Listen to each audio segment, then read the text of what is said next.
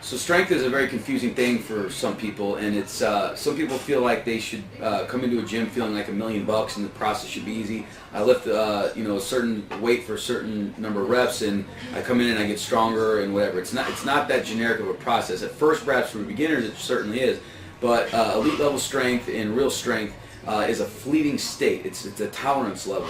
It's something that you build up, and it's like a workhorse, and it's something you build up and build up and build up. And people look for these magical programs and systems to do that, and that's fine and great, but it really comes down to consistent work ethic and consistency in your training and being able to tolerate a certain amount of work and stress and perform that workload and continuing to do this forward and forward progressively. And so that's something you adapt to mentally and physically, and it's not always a positive adaptation, but you need to come back and keep fighting for more. And it's a fleeting state. Once you have something, doesn't mean it's going to stay there. It's a very stressful, taxing thing on the organism and the body to really get strong, because the body would rather survive and maintain homeostasis with the least amount of energy as possible. So gaining muscle and things of that nature, going through the work and stress required to do that is a very stressful thing that the body would rather not do. So mentally, you got to take control of that and put the work in and realize strength is a very, very difficult, taxing thing to develop and first of all get, secondly to maintain, and third to grow on top of. So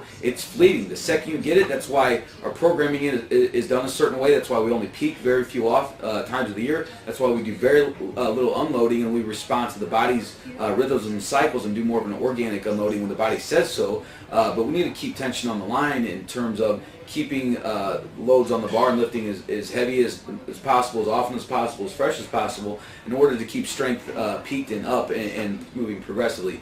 So the second you let off, it's going the other direction. So it's like rowing a boat upstream. The second you stop paddling and rowing, that stream's taking you the other direction back to weakness. So it's something you got to stay on all the time, and just because you got it doesn't mean you're going to keep it or maintain it.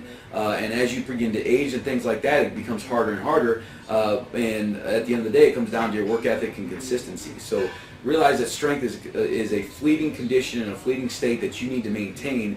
And you may have gone through this huge, awesome cycle of training and strength and misery to get there, but you can't let up. Unfortunately, I didn't make the rules. Don't shoot the messenger. But sure, there's certain periods of time that you can maintain this. And even beginners, who might say, "Oh, that's not true. I took 3 weeks off and I came back and I hit PR and things like that."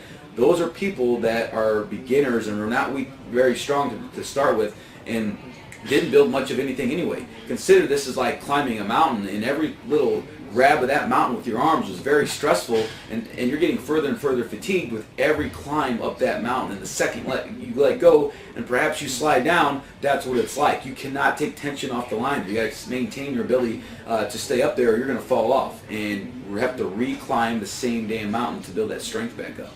So you got to stay on it, and one of the hardest things to do to become an elite level lifter is to get strong. You can fix your technique. Most people can get very well polished technically, and I can fix some people's technique in a day with certain cues, instantly almost, but it's going to take you a lifetime to squat 300 kilograms and do world-class level weights. That's the hardest part of the game. Doing those world-class squat numbers and strength numbers is the hardest thing, and it's the most painful that you're in the most amount of time you're ultimately, well, maybe not the most amount of time, but it's going to be the most difficult time to have to go through in terms of your progress. So realize how fleeting strength really is and what it takes to get there, maintain it, and progress.